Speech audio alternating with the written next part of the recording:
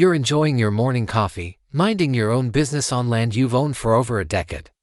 When a woman in designer yoga pants struts up your driveway flanked by two assistants and hands you an invoice for nearly $4,000.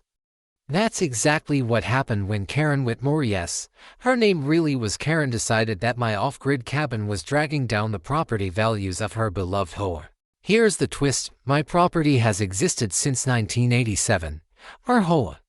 It wasn't even founded until 2019. So there I was, standing in my gravel driveway, her sharp voice bouncing off my metal garage door while the smell of fresh asphalt from their new subdivision road lingered in the air. I held my original deed in one hand and her fraudulent paperwork in the other. The crisp pages fluttered in the autumn wind as if mocking her arrogance. What would you do if someone tried to steal your property with fake documents? Drop your wildest HOA nightmare below and let me know where you're watching from. I bet plenty of you have had run-ins with these self-appointed neighborhood tyrants. My name's Jake Riverside, and this story begins with the worst 2 years of my life turning into the most powerful weapon I never expected to have. Back in 1987, I was a 25-year-old electrician who scraped together every cent I had to buy 2.3 acres of untouched Colorado land for $47,000. Over the next 15 years, I built my dream, a modest off-grid cabin powered by solar panels, a workshop full of renewable energy projects, and gardens that could feed half the county. My wife, Sarah, adored that place. We'd sit on the porch each evening, listening to the wind through the prairie grass, planning the additions we'd never get to build. Cancer took her 2 years ago. Now it's just me and Voltage, my rescue dog named for my old trade, keeping her memory alive on the land she helped shape. For decades, my cabin stood alone on an old county road, surrounded by open prairie. Then, about 5 years ago, a California developer decided the valley would make an ideal spot for luxury mountain homes. Enter Meadowbrook Estates, 400 pristine houses with manicured lawns, man-made ponds, and price tags topping $800,000. Here's the kicker: county records clearly state my land was excluded from every development agreement. The original surveyor even marked my boundaries with flags labeled exempt. I've got the photos, permits, and paperwork to prove it, stretching back 35 years. And fortunately, no one bothered to mention that to Karen Whitmore. Karen moved from Orange County about 2 years ago, right around the time I was burying my wife. She's 47, a former real estate agent turned HOA president, driving a spotless white BMW that probably breaks out in hives near dirt roads, 3 kids in private school, a dentist husband, and the kind of entitlement that comes from never hearing the word no. This woman measures lawns with a ruler and once filed a formal complaint because someone's trash can stayed curbside 47 minutes past pickup. Her perfume could knock a buzzard off a garbage truck. Our first meeting seemed harmless: sweet smile, friendly wave. Hi there. I'm Karen from the Homeowners Association, just doing a neighborhood survey about property improvements. 3 days later, she was back with the Covenant Compliance Committee in tow, 2 nervous guys in polo shirts who looked like they'd rather be anywhere else. Her heels clicked across my gravel driveway like a machine gun. These solar panels are reducing adjacent property values by $50,000 per unit, she declared, flipping open a massive binder of HOA regulations. You have 30 days to comply with architectural standards or face $100 daily fines. I calmly showed her my 1987 deed, which clearly states exemption from any future HOA governance. She barely glanced at it through her oversized sunglasses. Legal loopholes won't save you forever, she sniffed. This is about community standards from someone who moved into a neighborhood built around my existing property. Ma'am, I said evenly, recalling how Sarah used to remind me to stay calm during tough moments. This land existed 32 years before your HOA. I'm not part of your association. Her smile went cold. We'll see about that. As she strutted back to her BMW, the crunch of gravel beneath her heels sounded deliberate, like a warning. And sure enough, the next morning I woke to voices and measuring tapes. 3 HOA contractors were photographing my fence line, documenting what Karen later called property boundary discrepancies. "What do you think you're doing on my land?" I asked. "Karen sent us to record violations. One shrugged, violations. On property that legally predates their entire subdivision. That's when I realized this wasn't about trash cans or grass height, it was about control, a power trip from a California transplant who thought she could bully her way into owning my land. Karen Whitmore had picked the wrong widower to challenge. Sarah used to say I was too stubborn for my own good. Maybe she was right. 2 weeks after the measuring tape incident, the war officially began. My mailbox started filling up with threats. First, a county complaint claiming my property violated new residential zoning laws, a joke, since agricultural zoning doesn't just vanish because of nearby McMansions. Then came a glossy whole letterhead demanding $500 a month in back dues retroactive to 2019. $2,000 for an HOA never joined. And Karen wasn't done yet. Her next move: organizing a neighborhood petition accusing my workshop of being a safety concern. Apparently, my 4 decades of electrical experience somehow made me a public safety threat. According to the HOA's petition, my solar batteries were potential ticking time bombs, and my tools were supposedly a source of unbearable noise pollution. Clearly, Karen had never been near an actual construction site at 7 a.m. The final insult came through Facebook. Karen posted in the Meadowbrook Estates community group about a non-compliant resident endangering property values. She'd taken photos of my property from her BMW angle just right to make my neatly organized workshop look like a disaster zone.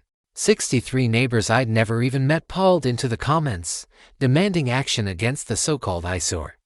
The bitter taste of betrayal mingled with my morning coffee as I read through those posts. Time for some classic troubleshooting. When a circuit fails, you always trace it back to the source. For the next week, I buried myself in county records, learning more about property law than any retired electrician should ever need to know. That's when I uncovered Karen's little secret: her real estate license had 2 previous violations for falsifying property boundaries. My late wife Sarah used to say that patterns expose a person's character, and Karen's pattern couldn't have been clearer. Then I remembered something from my old union days: liability insurance. A quick search confirmed my hunch. The HOA's insurance policy excluded coverage for disputes involving pre-existing non-member properties. Somewhere along the line, a smart lawyer had outthought Karen, but the real jackpot came from a Freedom of Information Act request. Turns out, Karen's husband's dental practice owed over $127,000 in back taxes. No wonder she was so eager to squeeze money out of everyone else. Here's where Karen made her fatal mistake: she picked a fight with someone who'd spent decades fixing problems others couldn't even diagnose. After noticing fresh footprints near my fence, I installed a full set of professional security cameras, night vision, motion sensors, cloud backup. The whole deal.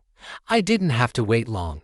3 days later, Karen's so-called safety patrol was trespassing on my land, photographing my workshop and testing my gate latches.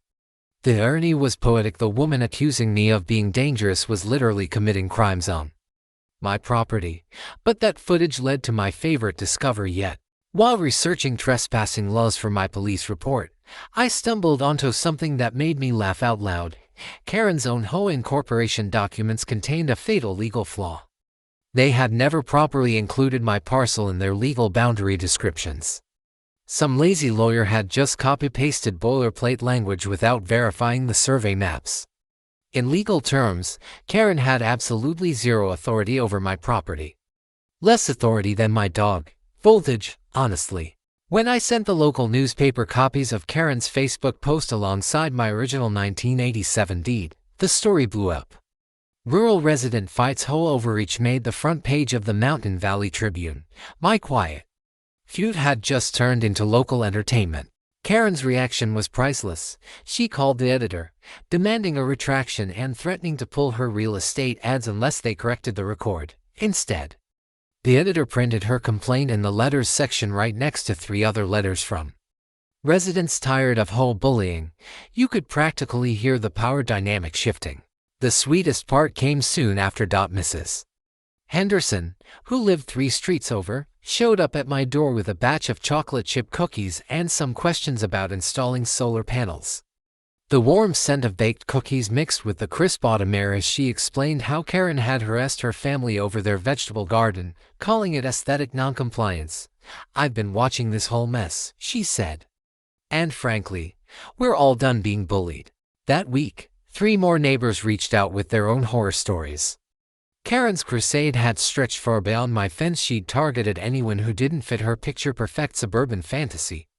The veteran with the pickup truck, the teacher with the wildflower garden, even the retiree who dared paint his fence brown instead of white. The crunch of gravel under friendly footsteps became my new favorite sound.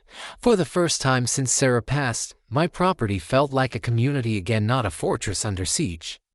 Karen had tried to isolate me, to make me the neighborhood outcast. Instead, she'd accidentally united everyone she'd ever pushed around.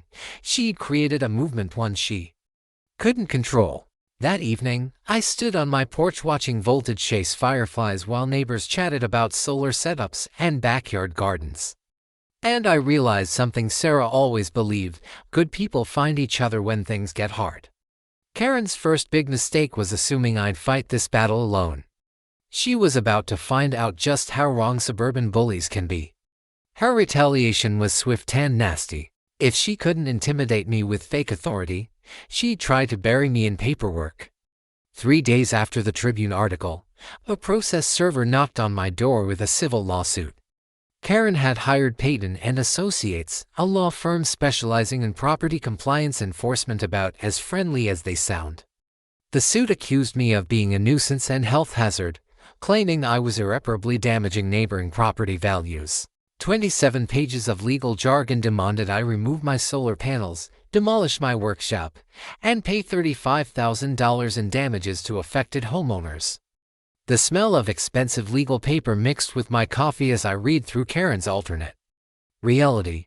According to her lawyer, my 40-year-old property had suddenly become a danger to civilization itself. And just to make it official, she organized what she proudly called a safety patrol of herself and 3 bored housewives armed with clipboards, documenting every imagined violation they could find. Karen's safety patrol took their mission to obsessive levels, driving by twice a day to photograph everything from my mailbox to my solar panels, all to build what she proudly called a comprehensive evidence file. The breaking point came when she tried to weaponize the county building department. Karen filed a formal complaint, alleging that my workshop was an unpermitted structure violating modern safety codes. Never mind that I'd built it legally back in 1992, complete with all approved permits. She was hoping that red tape could accomplish what her harassment couldn't. That's when I decided to call in reinforcements. My old union buddy, Mike, connected me with Frank Lucas, a retired municipal attorney who'd spent 3 decades battling cases just like this. Frank reviewed my paperwork, leaned back in his creaky office chair, and chuckled. "Jake," he said, "this is the sloppiest legal mess I've seen in 20 years. They're making claims they can't possibly prove." His first finding made my day. Every permit I'd ever obtained was valid and fully grandfathered under state law. No HOA could retroactively impose modern standards on existing structures. Apparently, Karen's pricey lawyers skipped that little detail. But Frank's true brilliance was his offensive strategy. Instead of just defending me, he went on the attack, filing a counterclaim for harassment, defamation, and intentional infliction of emotional distress. Karen wanted a legal war, and she was about to get one. Then came Frank's knockout discovery. While digging through the HOA's incorporation documents, he found something that made both of us laugh out loud. The original developer had never legally transferred ownership of the community's common areas to the HOA. Legally speaking, Karen's grand organization owned nothing but debt and stationery. And then my security cameras delivered the finishing blow. Frank subpoenaed the footage showing Karen's so-called safety patrol repeatedly trespassing on my land, peering through my workshop windows, testing my gate latches, and snapping photos without permission. Turns out, photographing someone's private property like that isn't just rude, it's criminal trespassing and invasion of privacy. The local paper couldn't resist. HOA president caught trespassing and property dispute hit the front page again, complete with screenshots of Karen spying through my windows like some suburban secret agent. Then, Community's reaction split right down the middle, but mostly in my favor. The online neighborhood forum exploded. Team Jake consisted of residents sick of Karen's measuring tape tyranny, while Team Karen was mostly recent California transplants who thought more regulations meant better living. Even County Supervisor Williams started getting flooded with calls about HOA abuse of power. Williams, a fourth-generation Coloradan who remembered when our valley was all cattle ranches, didn't mince words when interviewed. "I've known Jake Riverside for 20 years, he said. If Karen Whitmore thinks she can California this county with frivolous lawsuits, she's got another thing coming." Pressure started closing in on Karen. Her real estate clients began asking uncomfortable questions about her growing pile of legal troubles. Nothing kills a property sale faster than hearing the HOA president is being sued in federal court by her neighbors. Soon, 3 more residents reached out to Frank with their own harassment stories. Turns out, I wasn't her only target, just her most visible one. Karen had spent years bullying anyone who didn't fit her perfect suburb fantasy, but my favorite victory came from an unexpected source. The original Meadowbrook Estates developer, Tom Morrison, called me personally after reading the newspaper article. "Jake," he said, his voice full of professional regret, "I specifically excluded your property from all HOA agreements. I've got the original survey maps to prove it." Karen either didn't read the plans or chose to ignore them. He faxed over the documents that officially ended Karen's charade. The maps, exclusion letters, and correspondence with county planners confirmed everything I'd been saying from the start. My land was never under HOA jurisdiction. The sound of my fax machine printing those pages was pure music. 40 pages of ironclad proof that Karen had been bluffing from day one. Frank filed the new evidence along with a motion to dismiss all of Karen's claims and request attorney's fees for frivolous litigation. Suddenly, Karen's once confident legal team went silent. Round 2 went to the stubborn electrician with the grandfathered property. Then came Karen's meltdown. Her desperation peaked when her lawyers started backing away from the disaster. Payton and Associates quietly withdrew from the case, citing irreconcilable differences with client expectations, which is lawyer speak for our clients. Completely unhinged, but losing her legal team didn't calm her down, it made her more reckless. Like a cornered animal, she lashed out wildly. Her next move was shockingly bold and entirely illegal. Karen convinced the whole board to impose an emergency assessment of $15,000 on my property for supposed environmental hazard remediation. The letter came on official HOA stationery, complete with threats of liens and foreclosure proceedings. 15 grand for hazards that existed only in her imagination. I was still laughing at the absurdity when my phone rang.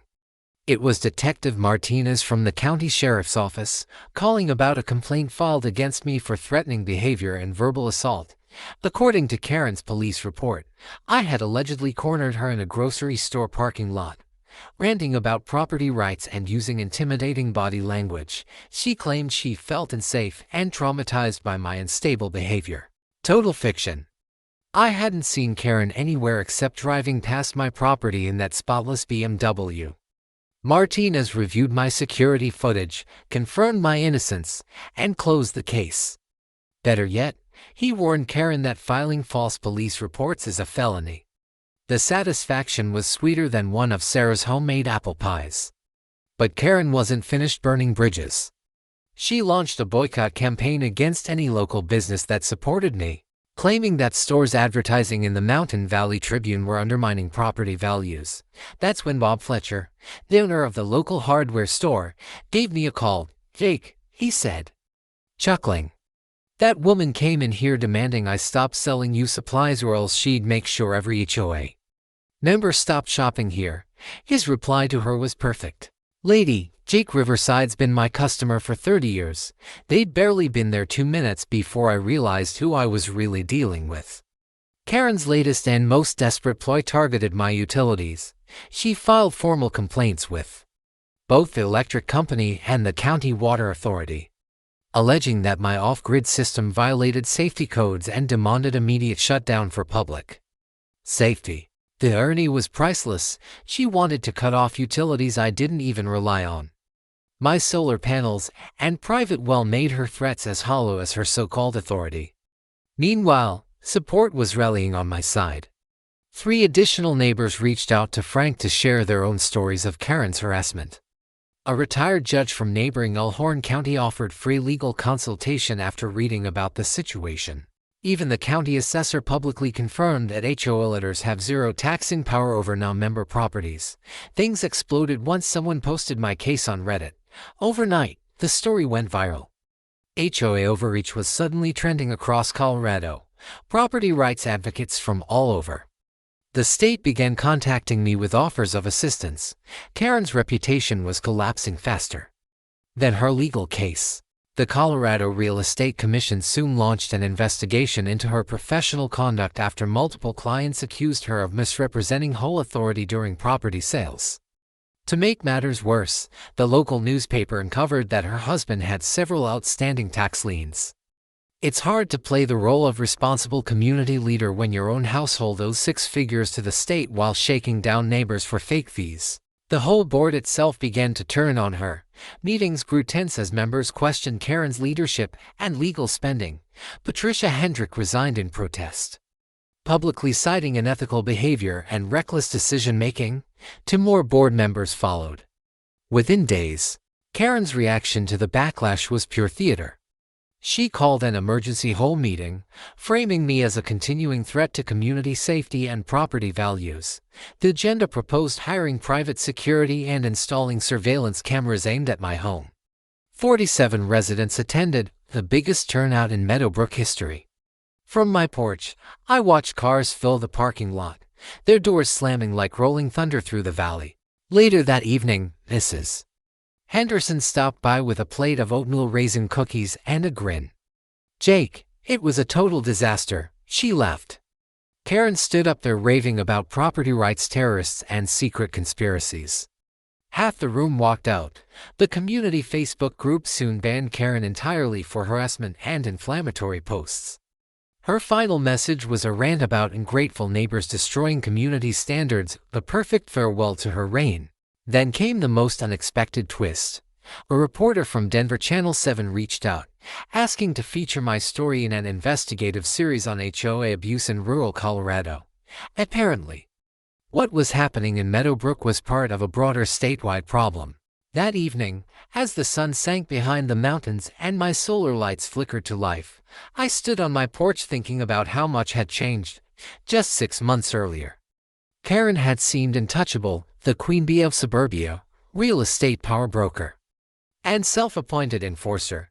Now she was isolated, investigated, and running out of both allies and excuses. Sarah always said, "Bullies hang themselves if you give them enough rope." Karen was about to prove her right in spectacular fashion. The call that changed everything came early Tuesday morning at 6:30. Judge Hamilton Kershaw, the retired Elkhorn County jurist, sounded grave. "Jake, you'd better sit down," he said. "I've been digging through federal land archives, and your HOA problem just turned into something much bigger." What he'd uncovered made my jaw drop. The land beneath Meadowbrook Estates was tied up in unresolved Native American treaty claims dating back to 1878. The Arapaho Nation had never formally ceded mineral and water rights to the federal government, meaning the entire development sat under a legal cloud. The kicker: my parcel had been deliberately excluded from the subdivision precisely because the original surveyor was aware of the treaty dispute. Some long-forgotten lawyer had been smart enough to keep my property out of potential federal litigation. In other words, a HOA had zero jurisdiction from the very beginning. Judge Kershaw also found that Karen's law firm had billed the HOA $45,000 for research they knew was legally meaningless. You can't enforce HOA authority over land that might not even belong to the HOA. But the next revelation hit even harder. Frank's subpoena of HOA financial records revealed a pattern of blatant fraud of the kind that would make a mob accountant blush. Over $230,000 in legal and consulting fees spent in just 3 years. $85,000 of that have been paid directly to Karen's real estate firm in fake management commissions, despite no properties ever being managed.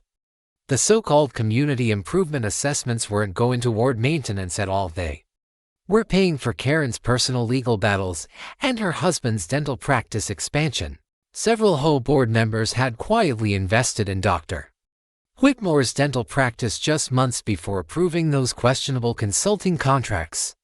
Federal law mandates full disclosure of any financial conflicts of interest, a detail Karen had conveniently chosen to ignore. But the real bombshell was buried in the HOA's founding paperwork. 3 of the listed signatures belonged to former residents who'd moved away before the association even existed. In other words, Karen had forged legal documents to crown herself queen of her suburban fiefdom. The state attorney general's office had already been investigating a wave of HOA fraud cases across Colorado. My situation wasn't a one-off, it was part of a nationwide pattern of corruption stretching from California to Connecticut. Judge Kershaw's research finally exposed Karen's real motive. Her real estate firm was bleeding cash thanks to multiple lawsuits from past clients who discovered she'd falsified property boundaries. Her whole presidency wasn't about community service. It was a desperate attempt to generate new fees and assessments to cover her personal debts. The next day, Karen's law firm abruptly withdrew from the case, citing newly discovered ethical conflicts. Translation: they realized they'd been dragged into a fraud scheme and didn't want to face federal charges alongside her. Within days, the whole board convened an emergency meeting to discuss her removal after Frank circulated copies of the forged signatures and suspicious financials.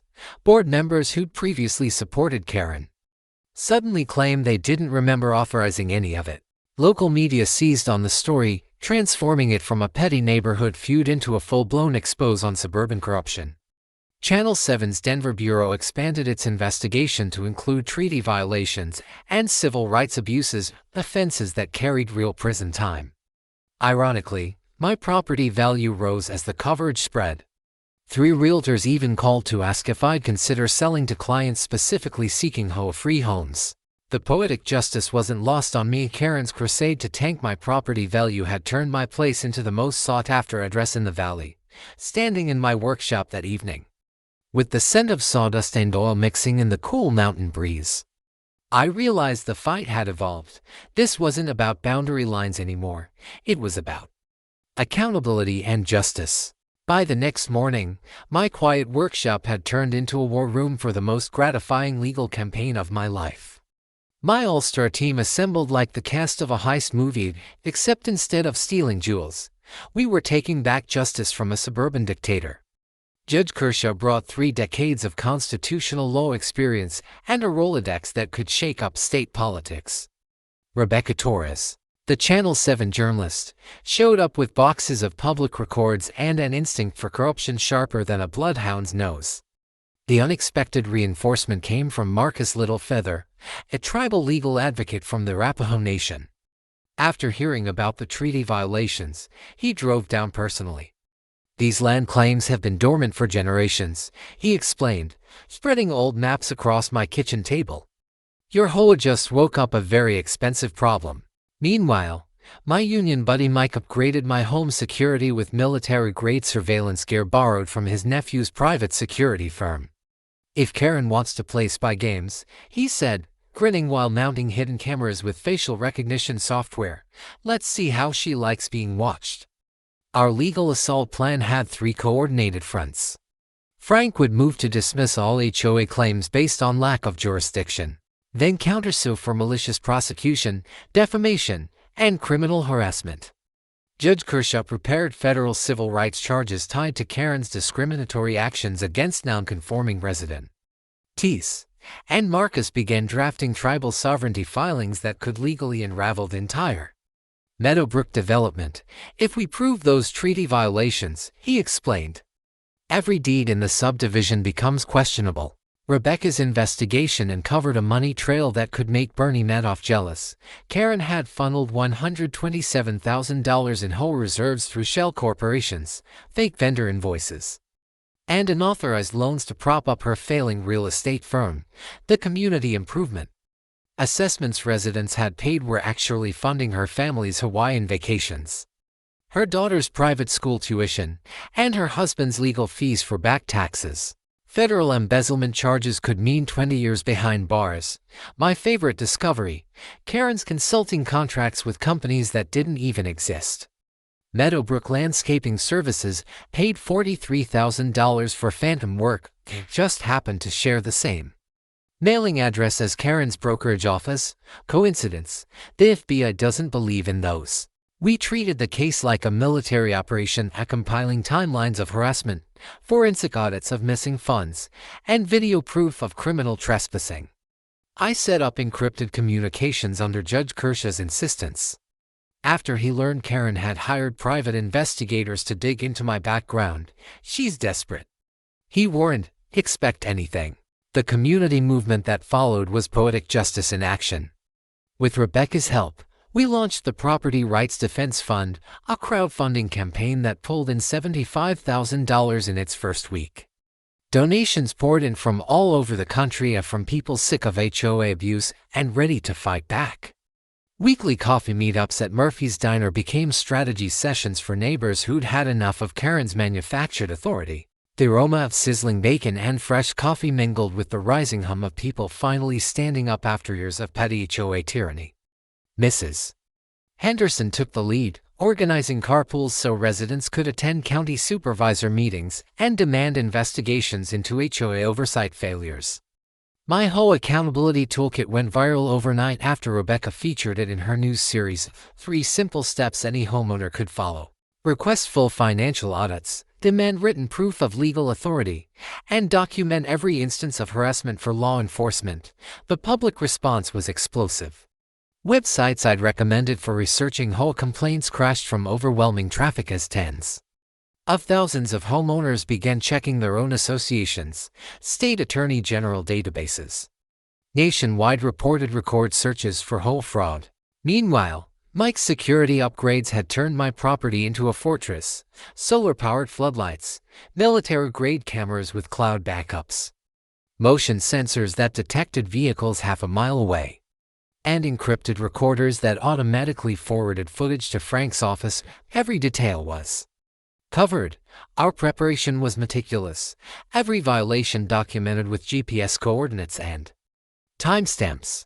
Every financial anomaly categorized into ready-to-file evidence packets. Federal treaty records were compiled into airtight legal briefs capable of surviving Supreme Court scrutiny. We built detailed visual presentations for the Attorney General's office, flowcharts tracing stolen HOA funds into Karen's personal accounts, photos of forged signatures, and copies of falsified incorporation documents. Judge Kirsch's proudest moment came when we discovered Karen's disturbing pattern of targeting military veterans, senior citizens, and anyone who didn't fit her rigid suburban ideal.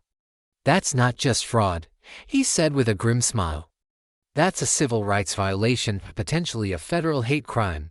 That final night before launching our counterattack, I stood in my workshop surrounded by evidence, the hum of machines, the scent of sawdust, and a powerful sense that Sarah was right there beside me. She'd always believed in fighting for what's right, no matter how powerful the enemy looked. Tomorrow, Karen would finally learn that forging documents and stealing from neighbors carries consequences she'd never dreamed of. The hunter was about to become the hunted. Karen's empire was collapsing, and panic made her reckless. After the disastrous HOA board meeting, her first move was to hire a private investigator to dig up dirt on me, as if being a widower who kept to himself was some dark secret. Her choice of investigator matched her usual lack of judgment. My upgraded security system caught him trespassing 3 times in 2 days, snapping photos through my workshop windows and even rummaging through my mailbox. Mike's high-definition cameras captured everything: license plates, faces, timestamps, enough to make any prosecutor grin when Karen tried to frame it as a legitimate property inquiry. Detective Martinez calmly explained, "Ma'am, that's federal mail theft." The Pi now faced felony charges, and Karen was on the hook for hiring him. But she wasn't done self-destructing. Her next move was attempting to bribe County Inspector Rodriguez to condemn my solar setup. Rebecca's hidden camera caught the entire exchange, a Karen sliding $5,000 across the table and asking him to find safety violations that would require tearing down my off-grid system. Within an hour, Rodriguez reported the bribe to the district attorney. Karen had just added corruption of a public official to her growing list of federal offenses.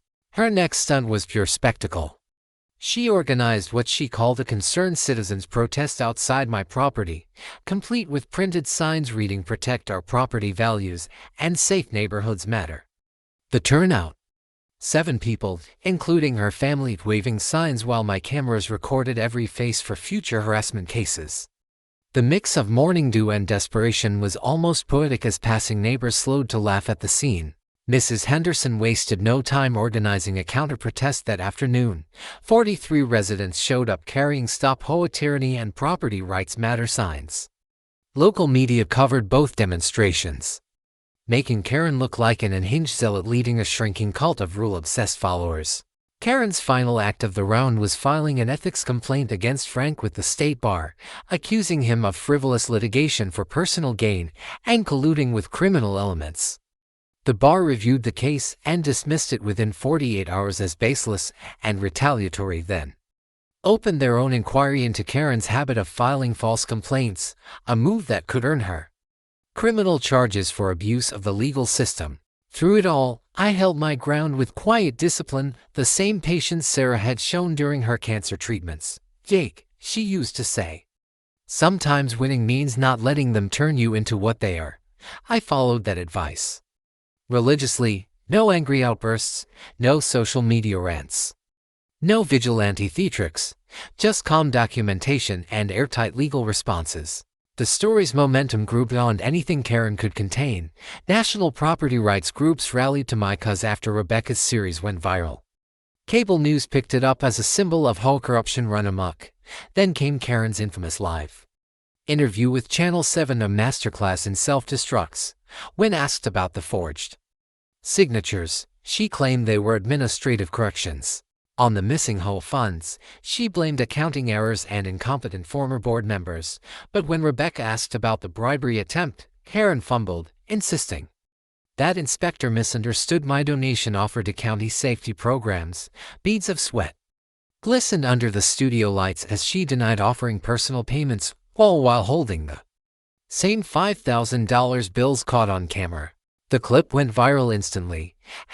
#Karen Lies trended nationwide for 3 straight days.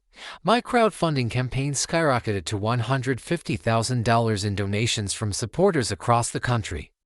Everyday Americans cheering for justice against one of the worst HOA letters in the nation. Donations flooded in from veterans, rural homeowners, and anyone who'd ever battled against HOA corruption. The mounting financial strain shattered what little support Karen had left. Her real estate license was permanently revoked following the bribery scandal, and 3 remaining board members resigned to avoid federal scrutiny. Insurance providers canceled every policy linked to Metbrook Estates, citing criminal misconduct by its leadership. The most satisfying part, though, was watching Karen's inner circle crumble. Dr. Whitmore filed for divorce, citing fraud and deception after learning Karen had forged his signature on HOA contracts, effectively making him an accomplice to federal crimes. Moving trucks became a familiar sight throughout the neighborhood as residents fled before property values completely collapsed. Karen's crusade to protect home values had achieved the exact opposite. The corruption probe turned the entire community into a no-go zone for prospective buyers. That evening, standing on my porch as lightning bugs danced among the shadows and patrol cars circled for the 3rd time that week, I understood something deeply ironic. Karen's relentless attacks had turned me from a lonely widower into the face of a national property rights movement. Tomorrow would mark the final act of her downfall. I almost pitied her, almost. Karen's last act of desperation crossed boundaries even I hadn't imagined. When bribery and fraud couldn't silence the investigation, she resorted to attacking my sanity. Her first attempt involved trying to have me committed for psychiatric evaluation. Claiming I was unstable and dangerous, she filed a petition alleging I'd made paranoid statements about government conspiracies and was stockpiling weapons for violent resistance. The petition even included sworn statements from neighbors I'd never spoken to, describing fictitious late-night incidents.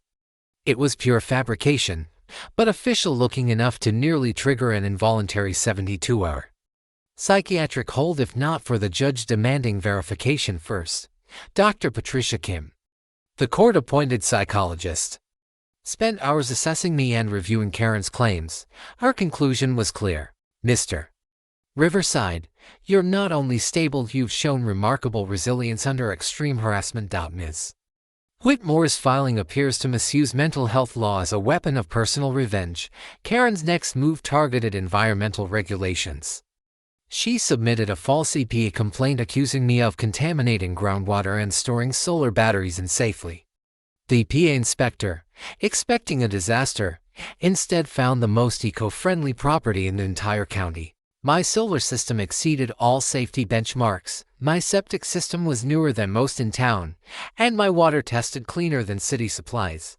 Sir, said Inspector Williams, smiling as he checked the readings, if every homeowner followed your example, we'd have nothing to inspect. This should be the standard for sustainable living. And deterred, Karen launched her boldest ploy yet in an attempt to seize my land through eminent domain. She persuaded 3 remaining board members to label my property as blighted and petition the county for emergency seizure powers. The county attorney, Sarah Martinez, dismissed the petition within hours, publicly stating, HOA letters have no authority to invoke eminent domain, and Mr. Riverside's property is the opposite of blighted. It's a model of responsible land use. In her final move, Karen tried to convince law enforcement that I was a domestic extremist hoarding weapons and plotting violence. She fabricated evidence of anti-governmental rhetoric and militia ties based solely on my property rights activism. But Sheriff Thompson personally reviewed the claims and set the record straight. Mr. Riverside is a respected citizen pursuing legitimate legal remedies. Filing false terrorism reports is a federal crime. That's when Karen's world fully collapsed. The psychologist's report documented signs of paranoia and possible delusional thinking regarding property control. The EPA filed its own complaint against her for false reporting. The county attorney called for a formal probe into her abuse of legal processes. Meanwhile, Frank compiled our final case file like a seasoned prosecutor preparing for a major trial. 847 pages detailing every fraud, violation, and criminal act over 3 years. Security footage chronicled harassment and trespassing. Forensic accounting traced over $312,000 in embezzled HOA funds. Marcus Littlefeather's research into tribal sovereignty provided our ultimate leverage. If the original land transfer violated federal treaties, then every Metbrook deed could be legally voided. Community support had transformed into an unstoppable movement. Local businesses displayed "We Support Jake" banners. Churches held prayer vigils for justice. The Veterans Association honored me for defending constitutional property rights. Even local schools invited me to teach renewable energy workshops, turning my once targeted home into a model for education and sustainability. When the whole board finally voted to remove Karen, banning her from all future meetings, her own neighbors, the people she claimed to protect, were the ones who cast her out after discovering she'd used their fees to pay her personal legal expenses. And in a final poetic twist, the Bank of Colorado foreclosed on Karen's home due to unpaid taxes and mounting legal debts. The irony was almost beautiful. The woman who tried to take my land ended up losing her own home to the fallout of her own fraud. But the most satisfying justice came from an unexpected direction. When Dr. Whitmore filed for divorce, the court uncovered that Karen had forged his signature on several official documents, effectively turning him into an accidental accomplice in federal crimes. His full cooperation with investigators supplied the last piece of evidence prosecutors needed to secure conspiracy charges. Rebecca's New Expose earned a Regional Journalism Award for uncovering suburban corruption and abuse of power. The case became a national model for property rights reform, inspiring legislation in a dozen states to curb HOA abuse. That final night in my workshop, surrounded by the evidence that proved every facet of Karen's corruption, I felt something I hadn't since Sarah's passing. Absolute certainty that justice was finally within reach. Tomorrow, Judge Morrison would bring Karen's tyranny to its end. The rhythmic hum of my printer spitting out the last copies of evidence mixed with the autumn wind whispering through my solar panels. The same ones she'd tried to destroy. She had chosen the wrong man for her last fight. The courthouse the next morning buzzed like a beehive before a storm. The crowd was overwhelming: reporters, property rights activists, neighbors, and curious onlookers filled every seat and stood shoulder to shoulder along the walls. The scent of polished wood mingled with the electric tension of justice about to be delivered. Karen arrived 40 minutes late, accompanied by her fourth attorney in 6 months. She looked like time had taken its toll of her once sharp appearance, dulled by exhaustion. Designer clothes couldn't mask the trembling hands or haunted eyes of someone watching their empire crumble. I sat quietly with Frank and the team, evidence binders stacked before us like ammunition in a righteous battle. Judge Morrison, a 30-year veteran famous for his no-nonsense stance on frivolous lawsuits, scanned the packed courtroom with the weary patience of a man who had seen every legal circus imaginable. Karen's new lawyer, barely out of law school, stood to make his argument, visibly trembling.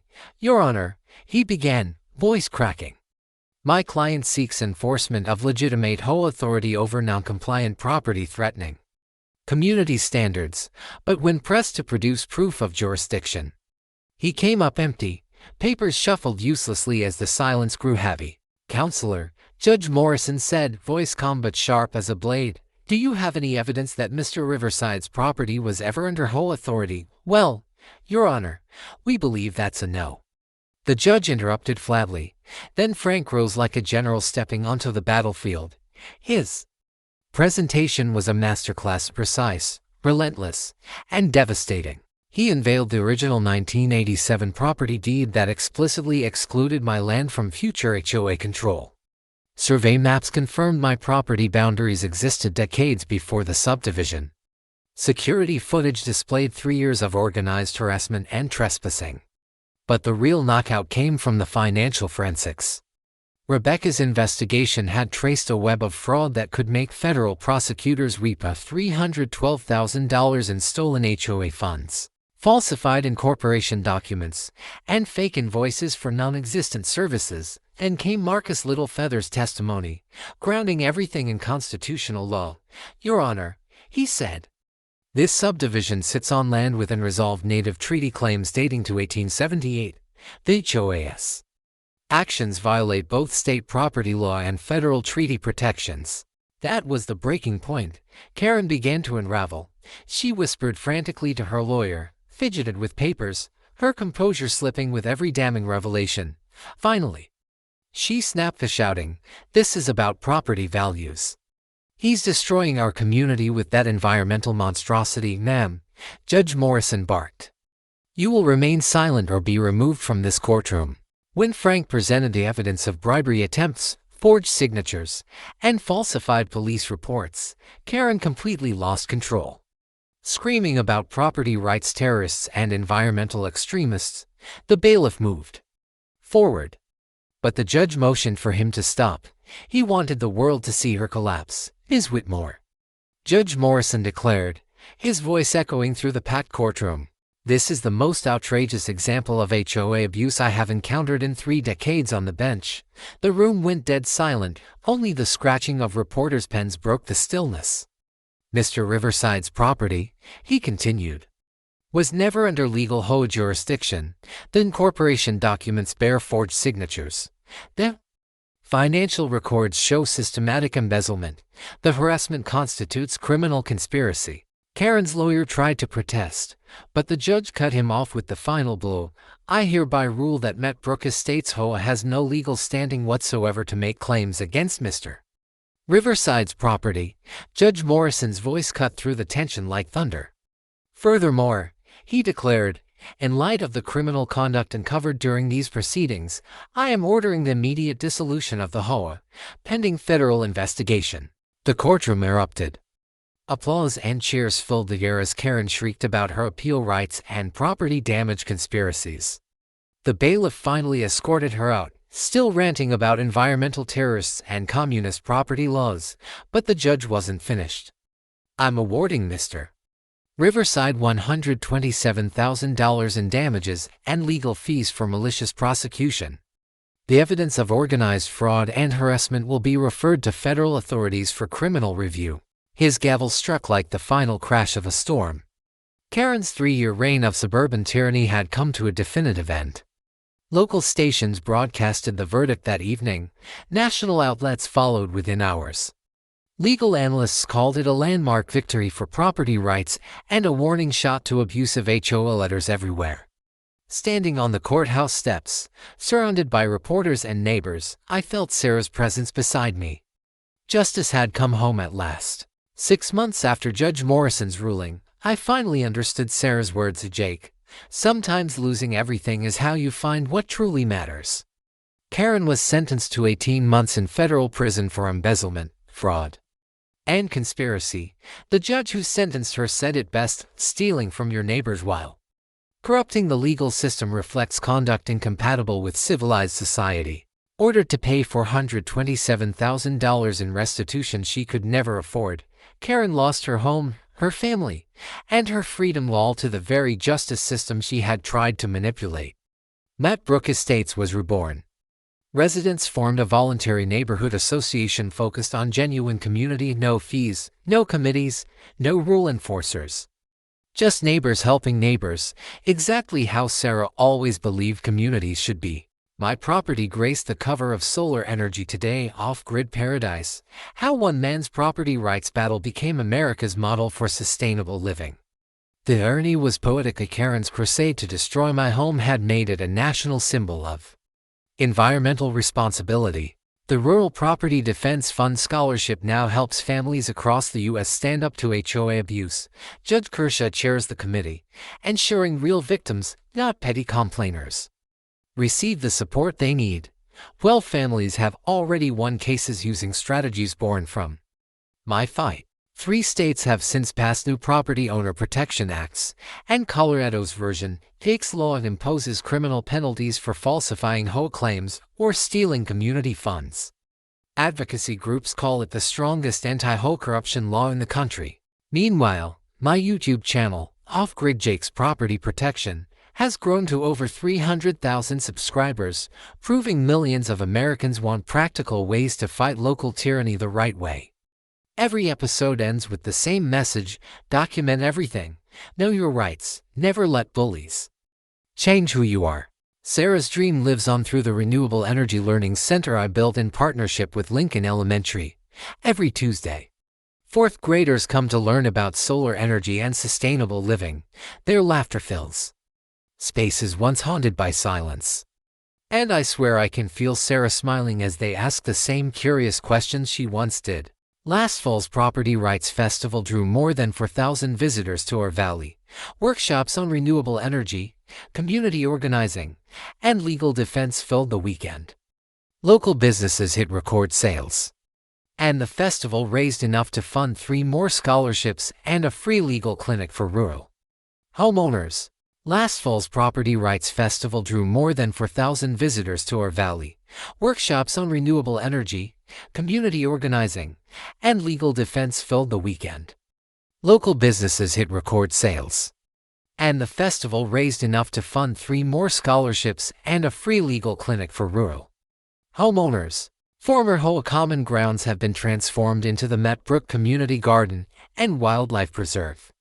The artificial ponds Karen once patrolled now attract migrating birds and serve as outdoor classrooms for local schools. In 6 months of voluntary cooperation, the community accomplished more than Karen's authoritarian HOA did in 3 years.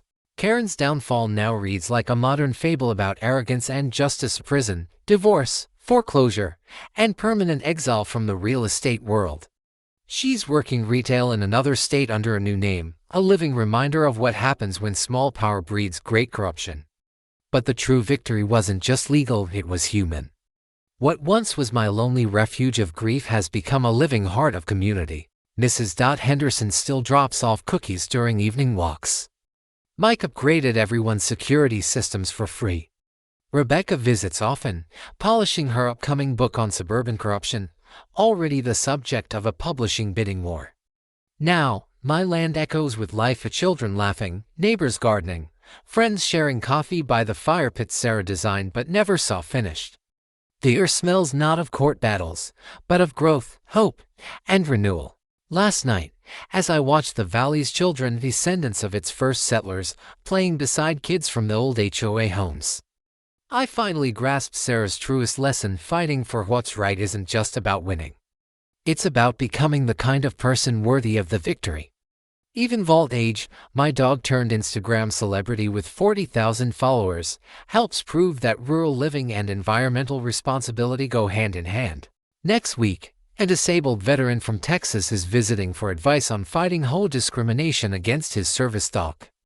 After that, a Native American family is coming for help protecting their ceremonial garden from HOA interference. The fight for property rights never ends, but neither does the fellowship of people willing to stand up for justice. And as I tell my subscribers every week, drop your wildest HOA horror story in the comments. It might be next week's episode of HOA Stories. If you believe in standing up to corruption, hit subscribe.